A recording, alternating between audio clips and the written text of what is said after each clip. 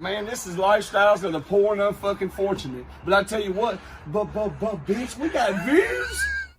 ChadArmesTV, and we are here, man. We've had this gentleman on the podcast, but we wanted to do a sit-down interview and do a deep dive into your story. And we've got the very talented artist from Chicago, SMG Jimmy. What's up, man? Thank you for having me. I really appreciate it. Man, we appreciate you for coming through, man. It's dope. I'm just glad that we're able to sit down, and it's been a really cool day, man. We shot the podcast, but we've been chopping it up for hours. Facts. Working, exchanging contacts and then working on some potential collabs and stuff like that. So it's been a very, very eventful day for sure. But how we do these, man, we'll just kind of start from the beginning and kind of see where we go from there, leading up to what you got going on now. Okay. You know what I'm saying? So I guess starting from scratch, like, you born and raised in Chicago? Yeah, so I was born and raised on the outskirts of Chicago. And yeah, like I said, I was kind of from like the tweener situation where I had, I was not quite city, but not quite suburb. And, had brothers that were doing some crazy shit. So, it kind of had me in a tweener situation. I was kind of in both areas. Yeah. What was it like growing up? Like where you was at? Was it like middle, lower class, or what was it? So it was weird for me because I had like both worlds. Like I had super high class growing up, like one area, and then super low class criminal mindset on the other family. Like one side of my family was very successful. They all, everybody kind of was well-hearted, good intentions, stuff like that. And then the other side of the family kind of was all old school Italian. We come from, the old school Chicago Italian stuff. And, right. That was kind of more of the vibe. That was more of my upbringing than anything of just being around that type of vibe. Yeah, so growing up, did you play sports or anything like that, like as a kid? Like, yeah, I played hockey growing up. I played hockey full on, went crazy, tried to go crazy with it, and then, started smoking weed, started getting in trouble, and had brothers that got me into some crazy shit, and that was the end of the hockey thing. Yeah, so you was playing sports growing up, and then you kind of started to maybe get into a situation where you were kind of, I guess, kind of just acting. I just lost focus. I didn't even act out. It was more just like we got trapped in some other shit. You know what I mean? We had some kind of big stuff going on that was not so much the right stuff to be doing, and we just I kind of gravitated towards that life of the wrong side and kind of just, messed up for a while, to be honest with you. Yeah, and that was as a teenager. Like, That's teenage. Honestly, if I'm being dead honest, I was about 30. Okay. Yeah, until I was about 30. I moved out to L.A. I was causing trouble out in L.A., got a whole bunch of shit out there. Went out to freaking Arizona, got some shit out there. Went to Miami, got some shit out there. And I came back to Chicago and, got my shit together. Yeah. So, like, when you was growing up and you was in Chicago, when was California the first place you moved outside of Chicago? No, I was in Chicago, and then I moved to AZ first. Okay. So when I was like 20, my brother caught a Fed case. Mm-hmm. He went down for a little bit, and I got out of town. I went to AZ, and I had a chance to go to ASU for like 6 months before they were like, no. And but I stayed out there for a little bit. Got into gambling, like I was just telling you about. When I went out to Vegas, started doing the Vegas thing for a while. Then I came back to Chicago, and then I went out to L.A. and had like a 10-year stint out in L.A. I went from East L.A. to Beverly Hills. That was a crazy time period. What was it like living out in California? I had like 3 different runs out there, so each one was different. Like the first one, I was out there with the guys who I started, SMG and all the guys from SMG. My one boy Kurt, he just got out of jail at the time. We went out. We were just like, "Oh, fuck it, we're going to Cali. We got to get out of here." So we went out to Cali. Tried to make anything by any means and do anything to get from nothing to something. Right. And Cali was rough, but it was a blast. We had a homie out there that was big in the club scene out there, so he made sure to take care of us. We always had a good time out there, that's for sure. Yeah. So you went. It was Chicago, and then you went to AZ, and then you went to California. Yep. And then I came back to Chicago. Okay. And then so, growing up, was music ever something that you thought that, like, got interested in as far as wanting to do as a kid or as a teenager? So that whole time period, I was a rapper, but I was a freestyle rapper and a battle rapper. I used to go into the studio back then. I kind of bought into the whole battle rappers can't make songs thing. Mm-hmm. And just like, I shouldn't be making songs because I was a battle rapper at the time. And I focused in on a craft, freestyle rap. Then I tried to become the best possible at freestyle rapping for like 10 years. And then it became completely irrelevant. Right. And for sure. so I had to start from scratch again and, you know, sit on the mic, put some work in. When I got back to Chicago, I stopped doing the dumb shit. And I was like, you know what? I've been fucking around with this music shit for a long time. It's time to get serious, time to figure this out and actually do it or not, or shut up about it. Because I had been talking shit like I could do this, I could do that. But at the same time, I wasn't putting the work in and I wasn't doing what I was saying I could do. You know what I mean? So I was like, time to put up or shut up. And I put the work in, and here we are. Yeah. So, let's talk about the SMG part. What does that stand for, and when did you come up with that? How did that come about? So Syndicate Music Group is what it stands for. Mm-hmm. And what we are is a group of guys, me and Curtis from Chicago. We've been best friends since I was like 6 years old. We done, came up from nothing to something together. Mm-hmm. We ended up getting in tune with an artist named Too Clean. Then we ended up getting in tune with an artist named Magic, who's now like my brother. Yeah. And, it just kind of turned into something. We really just kind of have like a movement. It's not like what everybody probably thinking it is. It was just like some guys that say, hey, we finna do this. Yeah. And we started getting in the studio. We went and bought the equipment, put the studio up, stopped booking out time. I tuned in with my now another one of my brothers, AQ, run it back. Yeah. And he got our sound right. He got everything right. We put the work in on the mic to figure out our voices, and we just, have been doing the best we can ever since. That's dope, man. Yeah. And what year, do you remember roughly what year it was that y'all started SMG? It's 22 right now, right? Yeah. Pandemic was 20. End of 18, beginning of 19. Yeah. Yeah. So, and at that time, like leading up to that, you hadn't recorded. Have you recorded any music like that was out anywhere? Or was it always something you was just dabbling in? I had recorded a bunch. I actually like some of the songs that I have out, like Angel, like those had been recorded for a long time. Oh, okay. And like I didn't really, the ones that I was just kind of playing for you recently, those are the ones that I've been working on recently. Yeah. But like Angel, the one record I got coming out with Twista and stuff like that, Hold On, those were recorded a long time ago. And I had just been sitting on them for years, not doing it because I just didn't have the plan to become an artist. And I was more focused on blowing up Magic and Too Clean and getting SMG up for a couple years. And then it was just like, time to go. Yeah. I got all these records sitting here. Everybody's telling me to do something with them. And quit, like I said, put up or shut up type shit. Yeah, for sure. And then, so you said that your first single that you dropped was Dipped in Blood. Correct. Right. That was January 6, 2021. So this was, less than 2 years ago. Yeah, and that was that. The audio for that came out like a year before I decided to actually become an artist. This other guy actually uploaded that song and put that song out. And I didn't have a plan really at that time. So it was like a year later that the video came out for it. Yeah. And then all the other songs came out. And then I've just been kind of going from here. I still only got 5 songs out, but there's a whole bunch coming. No, for sure. And that one, the good thing about your stuff, man, is you can, it's classified, that single is classified as alternative rap. Yeah. Which is a great way to describe your style, I feel like, because that's really what it is. Thank you.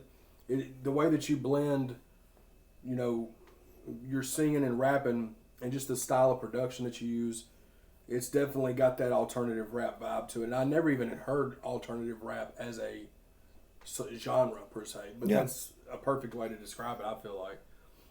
Yeah, it worked for me. I didn't know what my genre was, to be honest with you. I still don't. I kind of dip and dab into anything and everything. But I try to make sure that all the different songs kind of keep the same vibe no matter what. Even if it's a country song or a techno song or a damn rock song or a hardcore rap song, I'm keeping the same vibe, and it's still, you're going to know it's me. You know what I mean? And no, for sure. That's kind of the way I'm trying to build it up. Yeah. So then you when you did Dipped in Blood and you released it and then everything, like, how did you see some momentum starting to? Yeah, so like the country rap report guys started to shout my stuff out. People around the city started to pay attention a little bit. Mm-hmm. And then, after that, I did the song like less than 3 weeks later, I came out with Struggle Jennings, and that was, that was the Outlaw song? The Outlaw song, yeah, with Big Buzz and Struggle. Shout out Big Buzz, my guy. That's, he's the one that made that happen. And yeah, shout out Big Buzz. That's my guy. Dope. So then you did that. Y'all cut that song. It says it dropped October 8th. So it was later on, I guess, but maybe when you put it up on all streaming platforms. Yeah. At what point was it? Are we still? So at what point did you meet Jelly? So y'all single came later. all of that happened before any of the songs came out. Okay. So the meeting with Struggle, meeting Jelly, getting all that stuff, it all happened before I dropped anything. So it was all, I was kind of one of those guys that saw a lot of guys, like I said, I was telling you earlier, you make a song, you put it out. You make a song, you put it out. You make a song, put it out. I wanted to make sure that I had a plan to keep going if I had something that worked. Mm-hmm. So, I had worked with this. I decided to invest in myself. And I got some blessings from some great people like Struggle Jennings, Jelly Roll, Big Buzz, where they really came in and helped me out. And now, more people have come in and shown me blessings. I'm super grateful for all of them doing that. And, super cool to all of them. They, heard something in my music and decided to help me out and get on the tracks and put some light on me. Yeah. And it's been cool. I've just been trying to keep moving forward from there. Yeah, for sure. And like I said, we said on the podcast, but I'll say it here too. I found out about you through the homie Jonathan Craig. JC. Shout out JC, my guy. Yeah, so that's how I found out about you. I want to say, was Dipped in Blood the one that y'all shot at D-Ray's? Yeah, we shot Dipped in Blood at D-Ray's. That's what I saw first. So we shot all three of those the same week, though. We shot Dipped in Blood, Angel, and Jane's Addiction in the same week. Okay. So, yeah, we did that all kind of in the same week. You just scheduled them where they came out? I came up because I'm coming from Chicago, so when I knew I was shooting Angel, I had them, so I shot the other couple, My Voices, and a bunch of the future ones are shot with my guy AQ running back, another fire ass guy. So that's the fam right there. Yeah, so y'all dropped Outlaw in October of 21, and then in November of 21 you dropped Voices. Yes, sir. And again, this was something you already had shot in the can and was just scheduling it. Yeah, that was just me and my buddy AQ running back. My producer, basically my partner and all the stuff everything that I do. Me and him shot that, and I kind of wanted to show people I could rap when I put that song out, because at the time I had Dipped in Blood, which was me kind of rapping, but a little more focus on the hook. Yeah. And then I had Outlaw, where I was literally just singing. So, when those are the only two songs out, people were thinking I was trying, more of a singer than a rapper. So I wanted to show people that I could rap, and I wanted to, let people know I was a rapper. So that's when I put out Voices. Then after that, we followed that up with Angel with Jelly. And, then I did Jane's Addiction. And it's been a break now, and now it's going to be rainfall of a whole bunch of stuff very shortly. Yeah, for sure. You and Jelly dropped Angel in February of this year. Yes, sir. And that one is doing very, very well. Yes, sir. Yes, sir. As we're recording this, I'm not sure when we'll drop sometime in October, but you're over like almost 400,000 on YouTube. You're closing in on. That's just on the video. On the audio, I'm on like another million, I think. So yeah. You say collectively, how many millions you said it is? Collectively, it's done like 15 or 16 million streams. Yeah, that's crazy, man. That's awesome. Yeah, it's been awesome, Great man. Song too. Yeah, man. Thank God for Jelly Roll, man. He showed up and gave me an opportunity and really opened up the door for me to understand what I needed to do and how I needed to do it to actually become a real artist, instead of just another guy just saying, "Hey, I'm finna do this." You know what I mean? Yeah, for sure. And you said that that song, the Angel song, was something you had for. I've had it for a while. I'd had it for a while when he got his hands on it. Yeah. I'd never planned to be an artist. I was kind of in the behind the scenes stuff. Mm-hmm. I did the battle stuff, and I wasn't really. I was very shy about becoming an artist because I just worry about. I don't know. I'm a very private person, so it's hard. It's hard for me to put myself out there like a lot of artists are. Most artists are trying to, get the shine and all that stuff. I'm more of a recluse. I stay by myself type guy. So it was very awkward for me to want to, put the shine on myself. Right. And I decided I was going to do it. Jelly got a hold of the record, jumped on it, and that kind of sealed the deal. It was like, once he believed in me and put that faith that I didn't have in myself at the time in me, it kind of made me go hard. You know what I mean? And that was when I decided to go hard. That's dope, man. Well, it's definitely doing its numbers for sure. That's Yeah, man. I appreciate him for that. I mean, I give all the love to him on that one. Yeah. And then you did, after that, following that one, you did Jane's Addiction. Yes, sir. Another one you said you had shot Same time you was in Nashville. Same time, yes. Which is a great record too, and that's another one. Appreciate that. Do you kind of want to tell a little bit about that song? Yeah, so I mean that was definitely the toughest song I put out. Like, you know, shooting that video was actually really fucked up because they did such a good job portraying what it actually was. Yeah. Like in the scenery that we were shooting, and the video portrays what it actually was. But when you're actually there and looking at it, and it's in person, it's like it was fucked up reshooting that and reliving all that shit, and you know, going through that sucked. But you know, the song was very tough to write, and yeah, I mean, it's for anybody that's ever, you know, been in love or had love for someone that was addicted to, you know, something, you know, that song was for y'all. You know what I mean? Sure. Yeah. So. And that was so since that dropped, have you just been trying to you're just basically getting a lot of different things, getting music recorded, getting video shot, and all that stuff to kind of gear up for what you're about to. Yeah, I was just trying to get my focus right, get everything right, to do this the right way, you know, and start taking it more like seriously. Like I understood the music part of it for sure. I did not understand the business part of it at all, and I'm starting to try and learn it a little bit. I'm still a clueless guy walking around with business, which is crazy because I do understand business, but learning the music business is a totally different animal than other businesses. So it's like I'm now head first into the business side of it, and gonna try and understand what I need to do and, you know, have everything right. But it shouldn't. I have my next record coming out on October 7th. It's going to be me and Amanda Paris. It's a record called Mind Games. It's, you know, it's really dope. Yeah, Let's hear it. It's really, really she's good. It'll be out when this drops, so we'll make sure to put the link in the description. Man. Amanda's another good homie that showed love, showed up, shot the video. She was Jane in the Jane's Addiction video. Oh, dope. Yeah.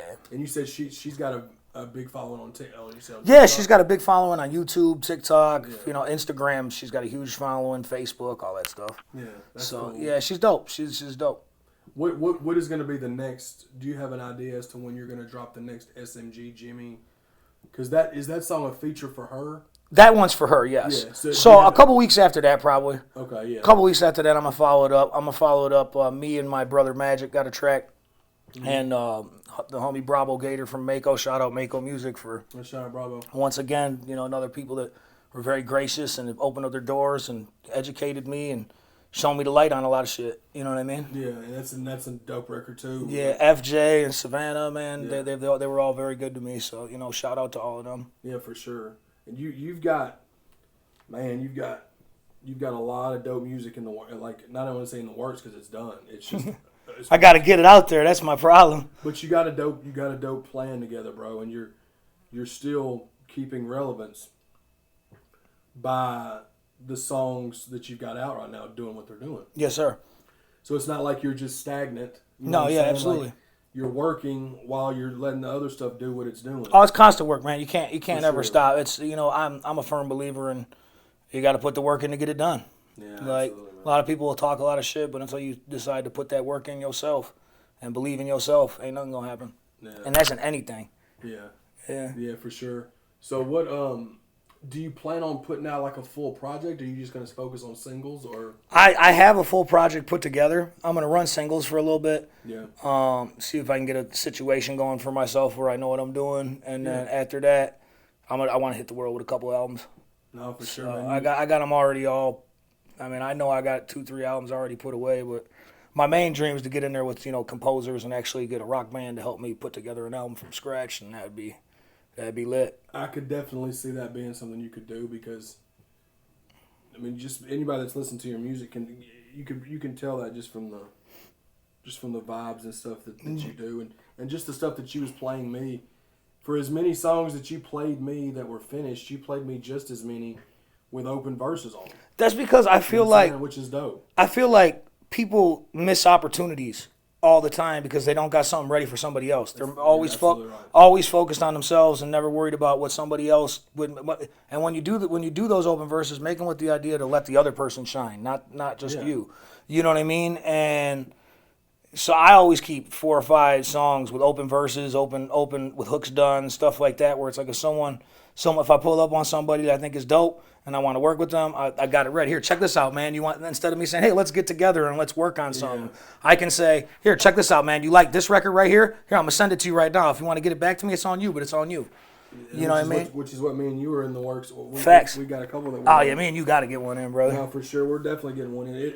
It's liable to be finished by the time this drops. That's what's up. But yeah, man, I just wanted to get the people to get, if they haven't seen the podcast episode, which they probably have, but I wanted to be able to do this side too, just to kind of give people a look into like your story, just to kind of see, it's like a Cliff Notes version, but it's not like we're gonna link back up again at another time. Facts.